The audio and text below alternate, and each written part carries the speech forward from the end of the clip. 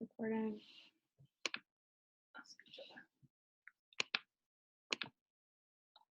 There we go. Now we can see us. Yay.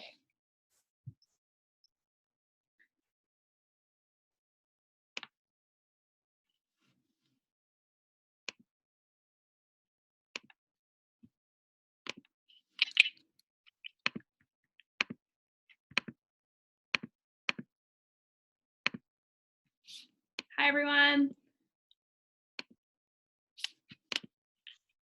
Hello. Hello. Can you all see the presentation? Or do you just see us?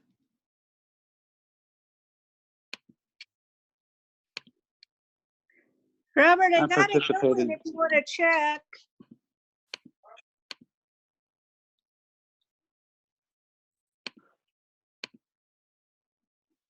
Can you see that, everyone? Can you hear us? Hi, can you hear us? You. And do you see Oh, the here. screen or do you see us? I can see both. I can see the screen, roadmap for the future, and I can see your picture. Great, perfect. All right. If everyone can just mute themselves, we will get started. All right. Okay, we'll go ahead and get started. So I'll just kind of introduce myself. I think I've met most of you before, but I am in a new position now. So starting January 2nd, I started as the Career Development and Transition Coordinator. Before that, I've been with REACH for 6 years in the career and academic teams on both of them. So new position for me, but kind of a veteran for the staff.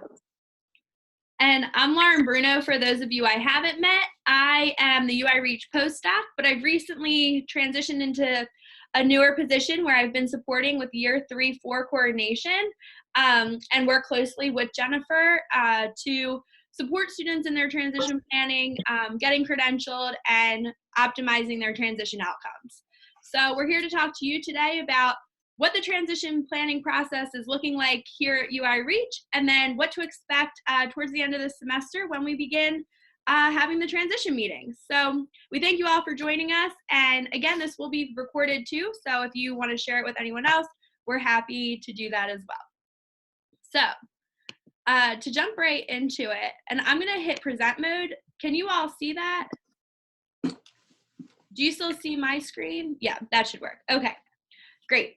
So here at UI REACH, we are shifting to a person-centered planning approach where we're letting the students be the driver of their lives with the proper supports from us. And so we're here to be more supportive in the roles and letting them make decisions and see kind of what their goals are and utilizing their strengths to really determine what their services look like. It makes it a more individualized approach for our students.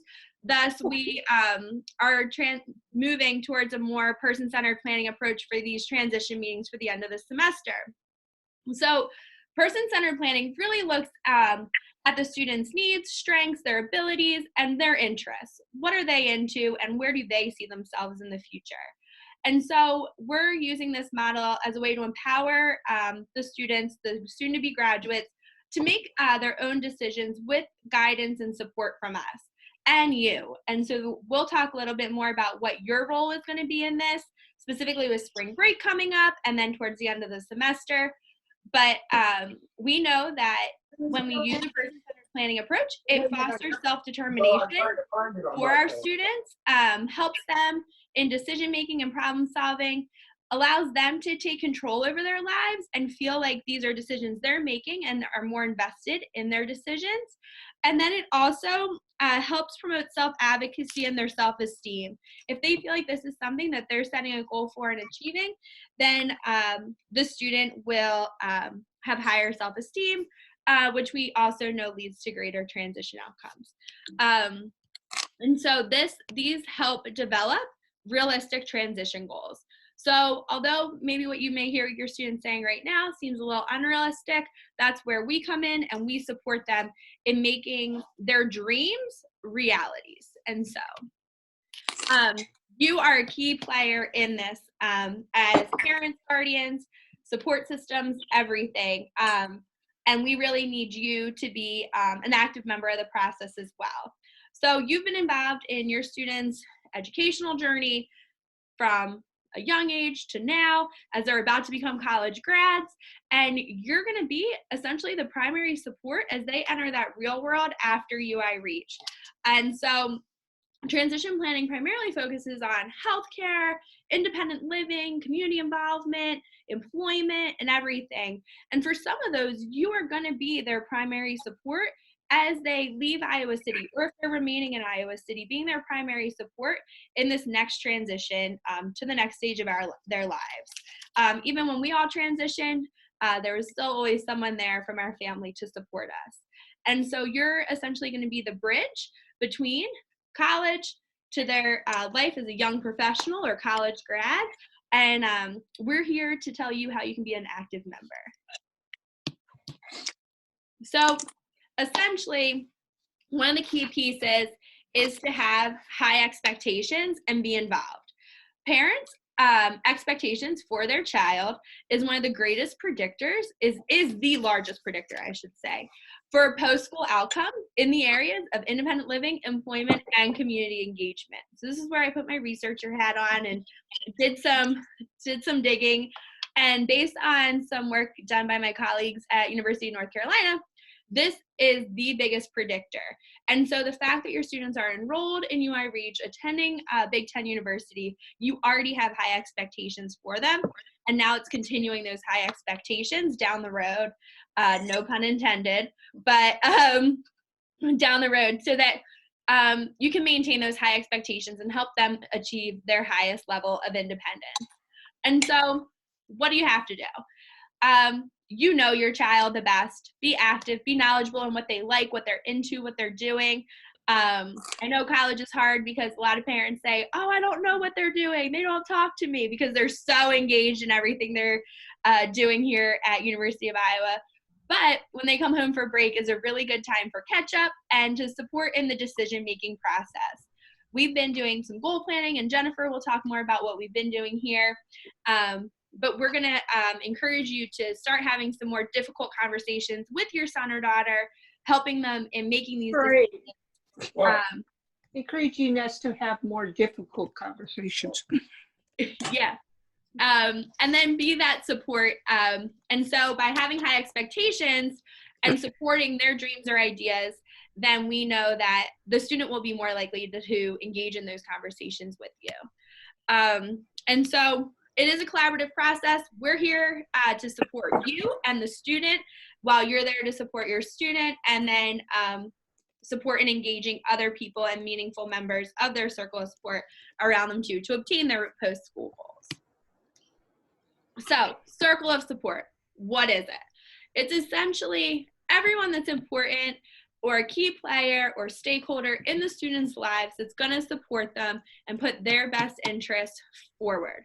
So the student is always at the center of the circle, followed by family, friends, really close people that really have their best interests in mind, and then friendships, and then participation. By participation, I mean those are people that are active members in your student's life that's going to help them be successful in transition. This can include support service providers, SCL, vocational rehabilitation, support and employment, job coaches,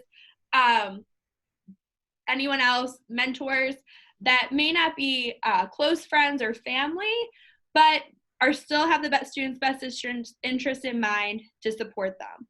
And then there's a circle of exchange, and that's more of the broader people, policies and things that can also support students in obtaining their highest level of independence. And so the circle of support essentially puts all the focus on the student and what their goals and dreams are, and provides those supports at the different levels as needed. So what is the role for the parent and guardian? And so I do want to say, not everyone's transition journey is the same. mine was different than friends of mine. Mine was different than Jennifer's, right? There's going to be bumps in the road. Everyone's is going to look differently. What someone receives service-wise in one state may look differently in another state. And so it's really important for you to seek out and get to know your resources and explore what's possible beyond what UI Reach tells you as well. We are going to be providing as much as we can knowledge-wise, but then also we do intend to share at the transition meetings what else is available specific to your state or community. We also want you to encourage your students' hopes and dreams and don't discourage. Again, it might just be that bump where you're like, oh, I don't know, and it may not be easy to reach those dreams at first, but with the proper supports, we can do that. And then just continue to be an active member. Reinforce independence and supporting your students in decision making. I know when I went home from college, I enjoyed it because my mom did my laundry. But later on down the road, I was developing independence, and now going home, she's like, well, you can do your own laundry. And so I think it's important to maintain those high expectations that you have while they're in the dorms or on campus here at Reach, and then how you can reinforce those at home to allow them to continue developing that independence. That includes cooking, doing errands, maybe having them clean, showing you what they've learned during their time here. And then engaging in meaningful discussions, talking about your expectations you have for them, while also listening to their expectations and considering how you can use yours to guide theirs while maintaining that person-centered approach. And I put a picture of the sign that says risk ahead because for some of our students, natural consequences and mistakes are good to learn from. And so it's definitely good to not just squash an idea, but let them learn from experiences of why things may or may not work. And in some cases, they might surprise you when things you think may not have been possible really do become possible. And so I encourage you to go down those rough roads, hit a few bumps, don't compare yourself to others, and take risks with your students. And then just listen to their dreams. Let them talk first before you share yours. And then consider, how do they align? How are they different? How can I best then support my student to achieve their goals? All right, so I'm going to hand it off to Jennifer, who's going to talk about what we do here and where we plan to go. Yeah, I'll kind of fill you on the nuts and bolts of what your students are doing this semester. So we have this webinar to kind of kick it off for parents and an open house on Friday for folks that are going to be in town. We're going to be available just for drop-ins. We're happy to meet with folks for that to help spread the word. So over spring break, students are encouraged to have some conversations with families to start these transition conversations.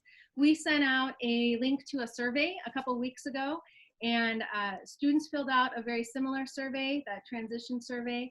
And so Thursday in class, they're going to be comparing those two surveys on kind of what they saw as their transition needs and what their parents indicated to kind of build some conversation starters for the week while they're at home. So they can look at, you know, where do I think I'll be living? What kind of supports do I think I need? And so it was just a way for students to kind of self-identify and to kind of see where their parents were at. We don't expect everyone to be on the same page, and that's why that conversation is important, because our message to the students is that they're the drivers, right? So they're making the decisions with the support of their family. So great conversations that you can have over spring break. If you haven't completed that survey, I think students might have resent that out today in their transition class to parents, but if you need it, let me know. So we have that, I think, as a great framework to start some of these conversations. And then when students come back after spring break, we are going to start our goal setting. And so they're going to come up with short-term and long-term goals for career and education, for social and community engagement, and then for independent living. And so they're going to have SMART goals. These are going to be measurable goals with outcomes that the students are going to come up with. And with each of those goals, they'll have some action steps, because a goal is only as good as it, you know, how am I going to get there? So we want them to leave Reach with some action steps, some concrete ways that they know they can achieve that goal. So that's going to be a big chunk of the spring semester after they get back from break, working with their transition instructors on creating those goals and action steps. We have an example that we'll show you in just a little bit with that. Along with that, they'll have a list of community resources where they'll have links to some of the resources in the community where they'll be living after post-reach. And so we can show some examples of what that looks like as well. All of the goals and action plans and community resources and kind of a culmination of their experience here at UI Reach will be on display in an e-portfolio that they're going to put together, which is kind of a new thing we're doing this year. And it's a way for students to really showcase their college achievements and to kind of showcase their dreams and where they think they're going. They'll have a little portfolio fair at the end of the month in April to share with staff and students. And then these are what they'll share with families at the transition meeting.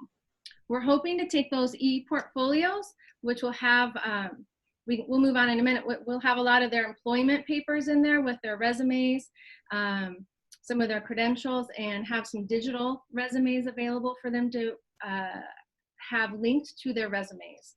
Their hard copies too, so that'll be pretty exciting. So we're trying some new stuff this year. Next one is going to talk about your first step. If you haven't already, find time to sign up for the meeting. So we send an email out with a sign up. So we have time slots on May 1st and we have some on May 7th. Try and send in your preferences for those times. We have moved to having the meetings at the end of the year instead of spread out through the entire month of April, because one, it gives students more time for their transition planning, but it also makes it more available for staff and service providers to attend if we do it toward the end. And it really makes it a culminating event for the students to showcase during that time that they're preparing for convocation. We find that when students do it earlier in the semester, it's a little anticlimactic. So it has a lot more meaning to the students that just kind of ties into the end of the semester activities. So go ahead and complete the survey and then check your email. If you want to have the emails resent out, I can send those out for the time slots again. So we'll go ahead and keep filling those up as much as we can. They're only going to be 30 minutes this year. Mm-hmm. So that's going to be nice. It's more of a celebration of their achievements. Absolutely. And the students, again, with your support during spring break and continuing discussion, will have everything laid out by the time you get there. So then it's more of a celebration and them leading the meeting and sharing about it. Absolutely. So conversations to have with your college grad. So those living expectations, those were on the survey. So options after graduation, living at home with a roommate, what town, supports that you're going to need. Those are great conversations to have. They're going to make short-term and long-term goals. So it's not unreasonable that a short-term goal for a student might be starting off at home, like a lot of neurotypical college graduates do, until they figure out their next step. And so maybe their long-term goal is that apartment with a roommate or other things. So we're going to keep our action steps focused on those short-term goals while keeping the dreams and the long-term goals captured there for the students as well. Excuse me. Yeah. Next is community engagement. So no problem. So really looking at not only where you'll be living, but once you have that conversation, what kind of things do you want to be engaged in? How can I or us support you in staying connected? Outside of the UI Reach programs that we have, Extend and the Reconnects, students want to hang out with same age peers. And so how do we support students in doing that while also maintaining their college friendships? So facilitating new friendships or reconnecting with people back at home, if that's where they're going to be moving to, and then maintaining their college friendships and relationships they've kept here. And so chatting with your soon-to-be college grad about types of clubs or organizations that they might want to join when they get back home, community groups, book clubs, church groups, really whatever. What is there in your community and how do you support them in doing that? And then this is also a good time to say, what have you been doing at college? What kind of things have you engaged in there? Can we find something similar for young adults or young professionals? that you could be a part of. And then maybe having them start off looking into those things as well. And then the big one. Yeah, the employment expectations. So a timeline of when they're going to search and obtain that job, full-time versus part-time is a conversation we've been having here. And then supports and benefits, job training, all the things that go along with employment for our students. So those are some conversations to have. I know Brett here on staff has been contacting families, and Brian's been contacting families who are using the vocational rehab services, and so that's a great support to reconnect with. We are wrapping up our resumes and job search strategies class, and we should have those ready to go in about a week or two. And so students are going to have those, and we'll be talking much more in a more targeted way in that class about the next steps in their job search, and doing a lot of interview practice at that time. So that timeline of you're going to graduate May 8th, what's the timeline then for getting that first step job? So lots of great conversations to have there. For sure. All right, so the moment we've all been waiting for, what's this transition portfolio look like? Let me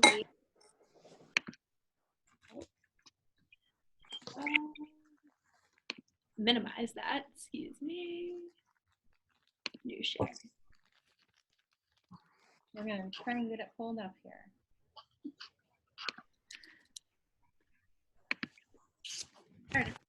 Mm-hmm. I don't think they can see that. Oh. Do you see the screen, or do you still see?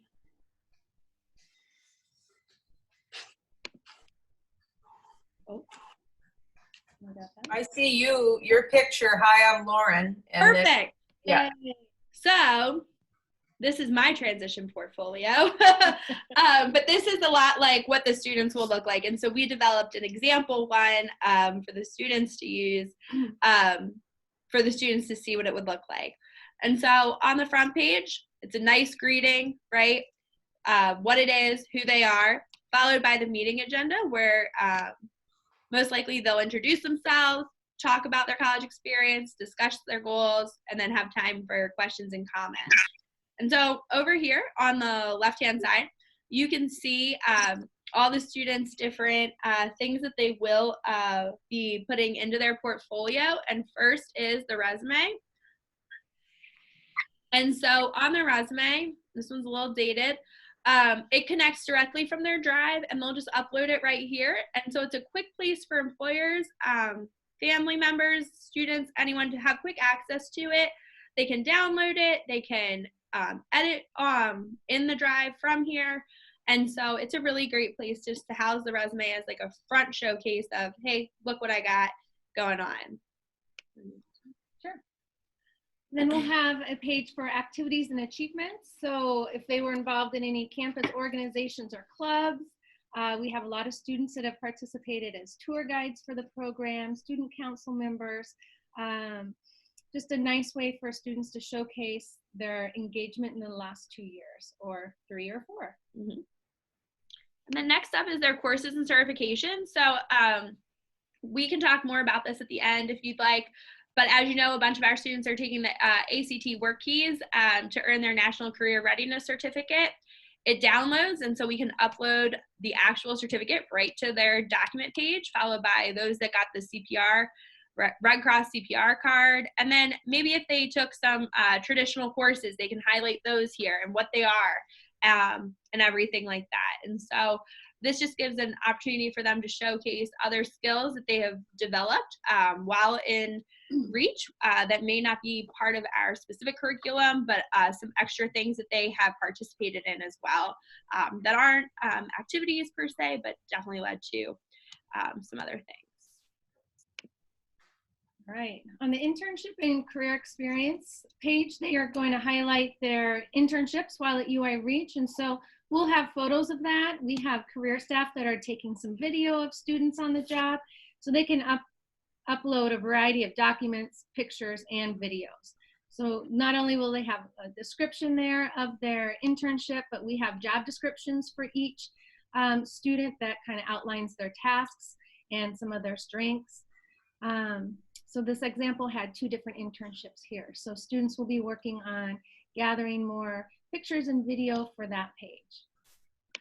Next is where they'll identify their circle of support, who really is going to support them in achieving this. And so some of these are not accurate photos. They might be just stock pictures.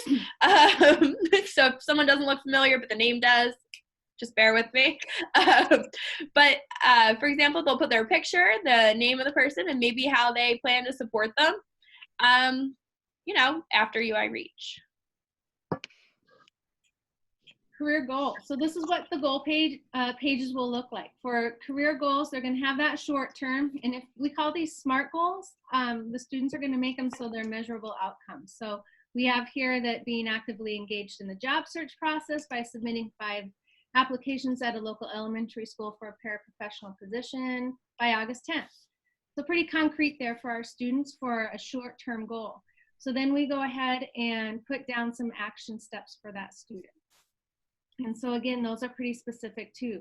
Scheduling an appointment with a VR counselor, listing requirements needed to obtain that paraprofessional certificate, taking classes or trainings, attending local job fairs, and it goes on and on. So our transition instructors will help support students in developing these action steps along with their goals. And then at the end, they'll have a long-term goal. So down here, August 2021, I will have obtained a position as a full-time paraprofessional at a local elementary school. So students are looking at the short term and the long term. And they'll have these goals for career and education, for independent living, and then for the social and community engagement. Those are kind of the 3 core areas that we'll be working on for the transition meeting. And these are also good for you as parent, guardians, members of the circle of support to even say, hey, you said you were going to do this. Have you made the appointment for the VR counselor? And letting the student or young professional or college grad, whatever you want to call your Reach student at the moment, when they're done here, maintain high expectations and say, you take ownership. You said you were going to do this.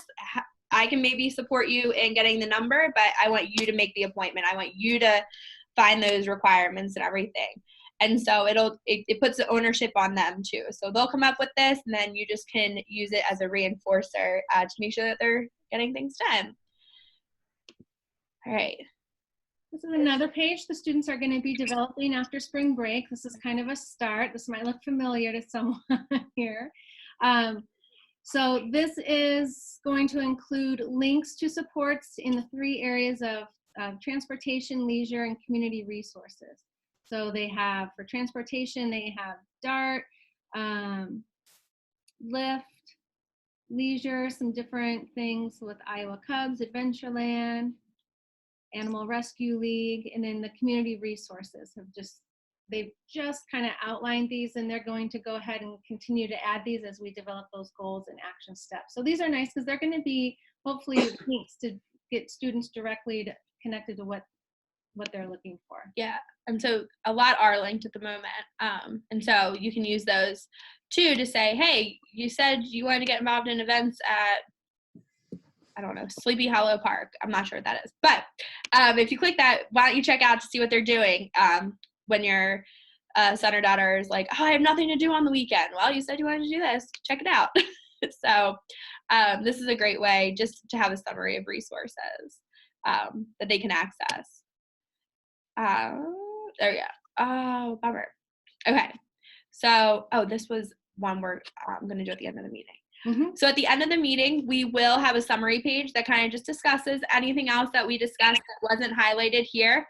And each will be linked to the student's profile. And so everyone will have permission to access that.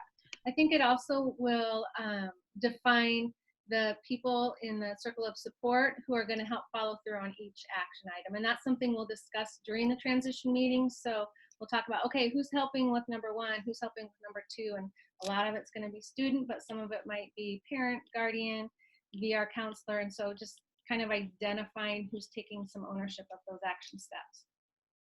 And then finally, a page that they'll all have is ways to stay connected with UI Reach, extend events, reconnect, and then links to the UI Reach social media pages as well. just as a quick way to go and navigate to those. And so everyone will be then provided access to all of this via a website, but then, you can just monitor it and see. And so you can ask your son or daughter too, if they're willing to, in the next few weeks after spring break, if they want to share it with you prior, and you can just take a look at it. But that is up to them. So, all right. So, but we kind of need your help. For sure. So the students they'll have their resume page, they'll have their reference page, a disclosure statement, and list accommodations or supports. Those are done. We'll get those completed in our job search strategies class and our transition class. The collection of artifacts for the portfolio, we definitely need help with uploading to the Google Drive. They all have a folder and they can share that with you pretty easily. And advisors all have a link to it as well. And so a village approach this semester, trying to get folks to share videos and photos of involvement while at the university. Pictures or videos of students completing tasks or in action are great too. Things that depict clubs or organizations they were a part of, photos from classes. Projects from classes are even a great idea. If a student did a project for one of their classes, that would be something that they could also include. Photos of volunteering, certificates they may have received. Sometimes we find out after the fact that they're like, oh yeah, well I have a certificate in this, or I took a class on this outside of the university and we weren't aware of it. So if there are things that that would be a great fit for this e-portfolio, let us know, or let the student know even better, and have the student drop that in their portfolio folder in their Google Drive.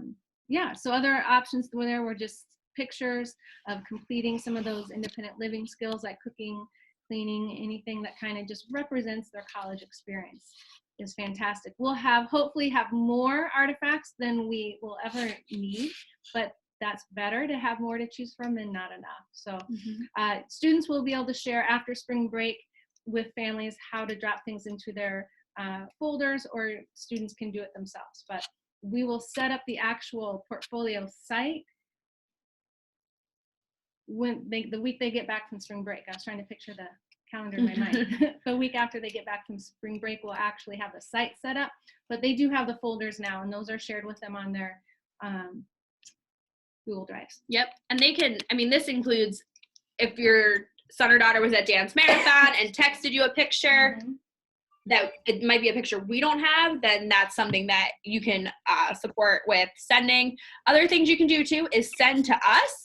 Like if you have pictures on your phone from your son or daughter that they texted you and aren't sure how to upload to Google Drive, or they seem confused over spring break of what are you talking about, you can email them to us and we can make sure it gets into their drive as well. Absolutely. All right, so after we provide a lot of supports at UI Reach, but what happens after UI Reach? So there's a bunch of different support services that you can tackle. One of the probably most well-known is Voc Rehab. And so if you have it, connect with your VR counselor, set up an appointment right for May when you leave, when you're done with college here. If you have a VR counselor, invite them to the meeting, send them as a circle of support, because they're going to be a critical player in your transition journey after Reach. They can also help with support employment. We can talk a little bit more about that. But if you don't have VR, reach out to us and we can give you directions on how to get it and get signed up and then get going with that, because I think it's a critical feature, especially for employment. Yeah, absolutely. Then there's SSI. That's something that students, if they don't have it, is something you can consider to apply for. If you have it, you can receive benefit counseling to better understand income and how it might affect services. Connecting with a state, national disability rights network, they are great. So in Iowa, we have Disability In, and I have little pamphlets for them that I'll have on Friday, but I can also send those out. They do, they provide benefit counseling. So if you have a student that does have SSI, they will share exactly the process that you can go through to work, receive an income, and maintain your health care. So there are definitely ways that students can work and earn a healthy income and still maintain their SSI. So lots of options with that. Yeah. And then next up is waiver services through Departments of Health and Human Services. And so every county has their local Department of Health and Human Services, their state level. And so the local one, you can go in and apply at your local office to get on the waiver service waiting list. Typically, these waiting lists are pretty long. When I was teaching in Virginia, I was told that this, in Virginia at least, was the golden ticket. This was the one that would provide you literally any type of support you needed to be independent in the community, in living, employment, literally everything. And so again, each state does differ because waiver services differ by state, but go on your local Department of Health and Human Services website, go to the state website, check it out, see what's required. And it doesn't hurt to apply and get on the waiting list because it can take a really long time to receive those services. But one of the things that they can provide, or that Department of Health and Human Services can support with, is supported community living providers. And they provide household supports, grocery shopping, bill pay. They can even support in attending events in the community. Do you have anything else? That's a big portion of what they do. Yeah, they do a lot. And so on Friday, we will have more specific information with experts. Specifically, Brett will be there for Voc Rehab. And we'll have more specific information on SSI and waivers and things on Friday at our transition open house. And so feel free to stop by. And if you can't make it and they're flying home for spring break alone, email us. We can scan it into you and make sure you get the materials too. Yeah, absolutely.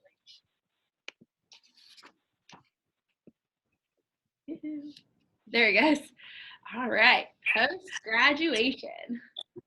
How do you stay connected? Yeah, I can take that. Go. Yeah. So following us on social media, our Twitter has been blowing up lately with some amazing stuff.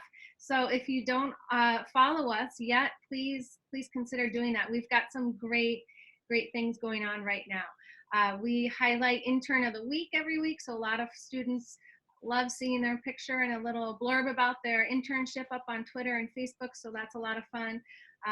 All the events that are going on, there's so much up there. Very active right now. It's been really exciting to see the social media take off recently. We have Extend, which is the UI Reach alumni organization. They have events held in regional areas. It could be the Chicago area, Minneapolis area, Des Moines area. They've gone to San Francisco before. So they hold social gatherings so students and the families can kind of get together and connect and keep those relationships going. So those are a lot of fun. Those happen during winter break and then during summer. And then the Reach Reconnects, those are local meetings in Iowa City area. And so we have some local folks who meet once a month that live in the area to just kind of get together and maintain those friendships, which is kind of nice for them. Brian Campbell is our alumni specialist on staff, and he helps schedule all the Extend and Reconnects.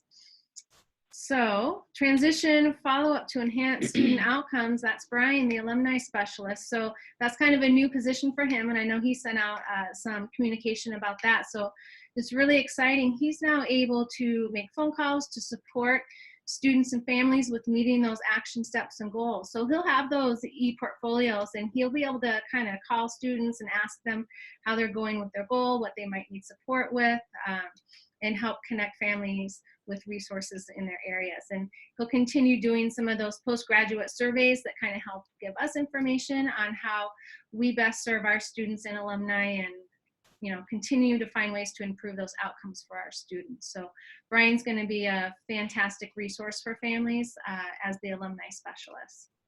Yeah, and if you get sent a survey, this is just my research plug.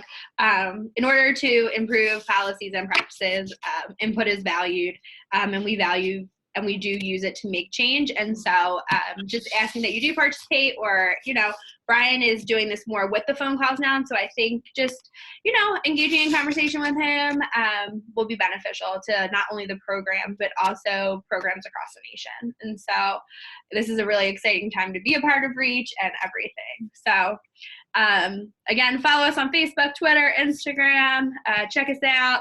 If you can't do it, need the links, email us and I can send those to you as well. So don't forget to stop by on Friday. We will be there for the UI REACH open house in Courier, green room, right next to the Courier MPR from 10 to 2. It's not 4 hours long. It's for you to drop by, come on in, get the information you need, and then spring break. So yeah. Anything? Question time. So I am going to stop sharing my screen.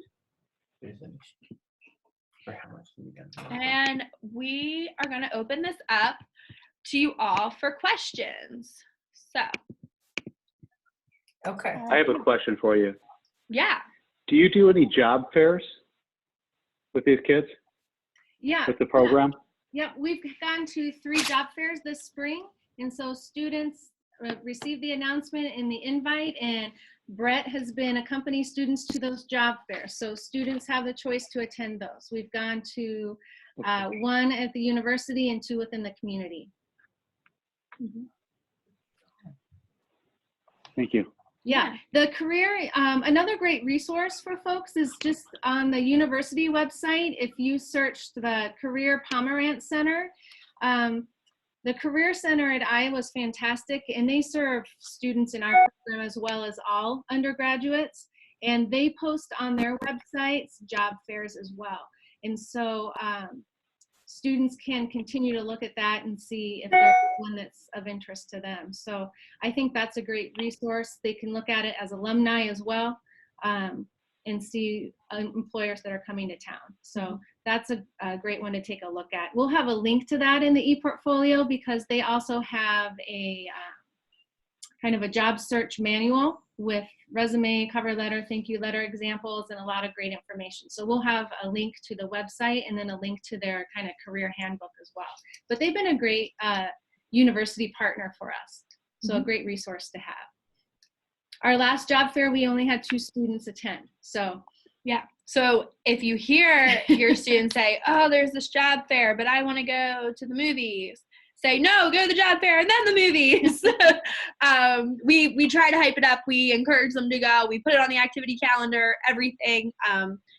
And yeah, I know some students did attend the university one. Yeah. For sure. So yeah, encourage them to attend. And if there are any in your local area over spring break and you're not traveling, we are, you know, their resumes, they should have them pretty strong, ready, available, and they could bring those with them too. yeah, absolutely. Do you guys have plans in place if there is not a return to campus right away after spring break? We haven't been notified of any information yet, so We don't. we don't know anything. I mean, I just encourage you to. My daughter got a note this morning, move out of your dorm by Friday, you're done for the semester. Yeah. Yeah. Our question is more things you just discussed that will happen over the next few weeks. Will they be capable of doing that remote? Do you think that will be able to be delivered remotely if that is the case, that they don't return to campus? Yes. Yes. So yes, Jennifer and I were actually talking a little bit about that at dinner tonight, just talking about how using Google will be such a natural and easy way to take all of this instruction that we do plan to do over the next few weeks online by using modeling, video modeling, and walking students through the steps. Recently, with the implementation of work keys and some other things we've been doing, providing guides using visual like buttons to click and stuff with written instructions, students have been really successful with as well to complete these. And so I am pretty savvy in getting all that done. And so I am also an instructor at the university. And so I have some very some flexibility and understanding of online courses. And so we were talking about this, and I think that using Google Sites is going to be a natural way for our students to easily implement this, because everything is on their drive already. They use their Chromebooks, and they can easily make this adjustment to making their portfolios online and independently if needed. And so should we hear anything before spring break, or the university makes a decision, that is something we will talk to the students about too. But we would be taking this transition planning online for sure, to ensure that their portfolios are done and ready to go upon graduation. Great. Yeah. Would you be able to repeat the name of the resource when you were talking about Social Security disability? You mentioned that there was an organization. I didn't catch the name of that organization. Would you repeat that? Yep, it's Disability in. Okay, very good. I hadn't heard of that. I'll have to check it out. Thank Here, you. I'm gonna grab my little sheet. And I'm going to type it into the chat window. Okay. Isn't it disability.in, right?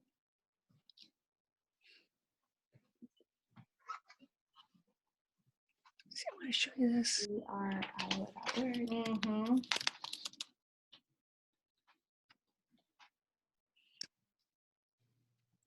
Oh, there it is. Yep, I see it there. Thank you very much. Yeah, check those sites out, and they're a great resource for sure. Here's me. Yeah. Here's Yeah. everybody else. So they are showing us. Oh, do you want to be seen? If you click in the bottom left, it might say something about a video, start video, share video, something like that. So the camera is on. Anyone else have any other questions? Yes, can you tell us a little bit more about work keys? I'm not sure I fully understand what that is when you talk about certificates and things. Yeah, of course. So work keys is the ACT work readiness assessment, career readiness assessment that leads to a National Career Readiness Certificate, which is the NCRC. So you may hear some of the students saying, I got the gold NCRC and things. And so it's really made up of 3 tests: graphic literacy, workplace documents, and applied math. So it's not like a traditional assessment where it's just basic math facts. It's more applied for sure. And it has a correlating curriculum to it. And so students that score, actually, I'll read it right from them. So students that score a 3 or above on the workplace on all 3 assessments obtain a bronze National Career Readiness Certificate. And so that's an evidence-based credential that certifies the essential skills for workplace success. So after lots of research, essentially what they found is students that can meet these minimum skill requirements have the abilities to be successful in certain jobs. And so there's bronze, silver, gold, and platinum. And so at each level, the number of jobs that students have the skill level and ability to be successful in increases.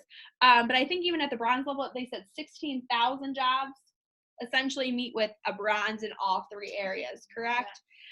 It was a big number. They've profiled over 21,000 jobs. They did job profiling, and so they were able to determine the baseline abilities that were required to have a job. And so they were then matching the bronze, the silver, the gold, and platinum level with those. So students, we met one-on-one with students, and using the ACT scores and the ONET, we were able to kind of type in what they wanted for a job, and it would then show them what the median work key score would be. So it kind of compares skills. So it might say for one of our examples was for maybe a retail salesperson, they needed the score a 3 and a 4 and a 3 on the 3 different assessments. And so the students were able to look at their scores and then say, oh yeah, well I scored that, so I'm qualified for that. It's a great way for our students to be able to show employers their abilities when sometimes their communication doesn't really demonstrate that. Our students typically struggle a little bit more in an interview. describing their skills and abilities. And so this is a really equalizing credential for our students because it's used nationwide and it's not used for our population of students. It's used in career centers, workforce development centers, community colleges all across the country. And so it's really used to build work-ready communities. And so when employers look at that, they're looking at, it's in, you know, all people who have taken this test will have the same outcomes based on their scores. So I think it's a great asset for our students to be able to demonstrate that. Yeah, and it, like Jennifer said, it is recognized nationwide. And so also on the certificate, it doesn't just say NCRC Gold. It lists out all the things that the students are able to do. And so it helps in articulating that, you know, maybe it's not just following directions, but it's that they can receive an email and successfully determine the next steps while also, you know, finding other information needed. And so it's a credential that we're offering to our students for them to be more marketable out there in the employment setting. And some of the businesses and internship sites we do work with here asked, do they have their NCRC credential? Because a lot of the research around the NCRC is based on retention in the workplace. And so if people possess certain skills, are they more likely to be successful and stay in that position? And so after doing a lot of digging, we are one of the only programs in the nation currently doing this to lead to certification. And so it's not highly looked at with regards to disability and students with disabilities and how this is making them marketable. And so this is something that is unique to us and that we are doing to make our students more successful in their transition outcomes. And so it's really tied to the foundational skills needed in the jobs and to be successful. And so it's kind of taking that strengths-based and interest approach that we know about the students from advising sessions and other things and matching it with, yes, you have these skills to be successful. And now let's show the employers that. Yeah, Lauren and I are piloting it this semester. So we were able to have all the second, third, and fourth year students take the assessment when they returned in January, just to kind of get a baseline. We really had no idea what the outcomes would be. And we had 13 students qualify for a certification just right off the bat. So that was pretty fantastic. We have a curriculum that we purchased, the WorkKeys curriculum then that the students take on in the graphic literacy, the workplace documents, and the applied math, and they're working on that in some classes. They're working on it on their own. It's all computer based. It's online. They log into their account, and then the curriculum pops up. And so they've had this semester to review some of those modules, and so they will post-test then at the end of April and have an opportunity to earn the NCRC if they just missed it. We have a few students who are like 1 point away. So we anticipate a lot more students earning that certificate, but we'll probably have some students who will earn up from like a bronze to a silver or a silver to a gold. So students seem pretty excited by it, and they're really have shown terrific motivation with this. And I think part of it is that they realize this is ACT, this is what everybody takes these types of tests. So I think they've taken a lot of ownership with that and pride. Yeah, we share the results with them. They all have a copy in their emails. If you want to see where they have, if they have their certificate, they can show you that. But then also they have their ONET profiles, their results from the WorkKeys. All students were sent this, as well as we sat down with them and said, what kind of goal do you have regarding WorkKeys? What do you want to work towards and everything? And so a majority of their emails then have captured that. If not, it's flagged that I need a goal from you, and I now have one from them. And so we have been checking in with them during WorkKeys Lab on Fridays, and the students seem really pumped about it. And it is not something that everyone gets. And so when Jennifer said we weren't sure what to expect when we met ACT about it, they were like, yeah, you know, we don't really know, like, with students with cognitive disabilities. And we were like, okay, well, here we go. And so when we started seeing the results be populated, we were like, they're doing it. And so it is based on their lowest score, their credential. And so for some of our students, they did get 4s and 5s in other areas and maybe a 3 in applied math. And so they have a bronze, but if they get a 4 in applied math, they're automatically a silver then. And so students are really motivated to work on it. They tell me they work on it in their dorms, they do their homework on it. And so it's really exciting. We hype it up, you know, we get water bottles and everything. The scores stay for life. So they'll keep that bronze, silver, gold level until they retest. And so one thing that Brian's going to do is he's going to offer the assessment to alumni. So after the student graduates, if they want to, you know, sign up for our curriculum and continue studying that curriculum and retest later, they can come back. We're a certified testing site. We've gone through the ACT training and we've led a training now. Absolutely. So we're a testing site. So alumni, Brian will post dates that alumni can come in and do some testing if they want to retest and see if they can get their score, their certificate higher. So yeah, and great opportunity. And if it's not feasible to come here, a bunch of voc rehab counselors and everyone can also support in completing and getting signed up for those tests at other testing sites. And even we'll be transparent with you. This was a pilot for us, and in round 1 of our very first test we gave, for whatever reason, our accommodation didn't work, and all the students took it without extended time, and we still had 13 students obtain a bronze. And so now that we've worked out all the glitches, we are pretty confident that come May, we will have a lot more students recognized with earning the NCRC. And so we will print off their certificates as well here at Reach on nice paper and everything for them at graduation. But it's a super exciting thing. And come August, then we'll start doing it from year 1 on. And so then they'll be able to work towards it even more. So it's a really exciting process.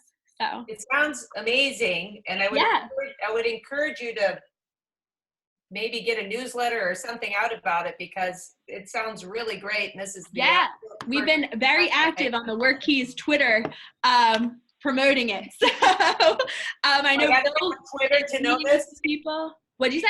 So I have to get on Twitter to know what's going on here? Yeah. Mainly that's because I tweet at the guys and I ask them questions and everything. But anyone's welcome to follow me on Twitter as well. We do, WorkKeys is exciting. I think Bill wrote a quick write-up in the newsletter about our initial performance, but students will be recognized at graduation with this as well, because I think this is something they've worked hard for. We want them to be proud of what they've done. They took this very seriously. Again, we weren't sure. We went through all this ACT training of how to run a testing site without interruptions and this and that. And so we went in, we set up Courier MPR, everyone was in there, and we only had 1 report to file, and that was because Safari is not friendly. And so we just had them taken on Google Chrome. And so other than that, it was great. And so the students were taking it seriously. They showed up, brought their IDs. We wanted to make it as an authentic experience as possible, even though we were administering it. And that way students are prepared if they do go take other assessments to understand the high level of expectations, what's expected of them in a testing site, and things like that too. And so, it's super exciting. And as I tell the students, brag on yourselves, like go share about it, tell everyone, you should be proud. So they do have it in their emails if they're not sharing it with you.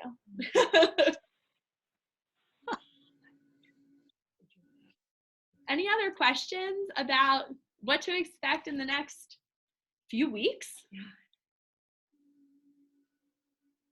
All right. Well, if you do, again, feel free to reach out to Jennifer or I, or if you can't find our information, reach out to your student's advisor and they can connect you with us.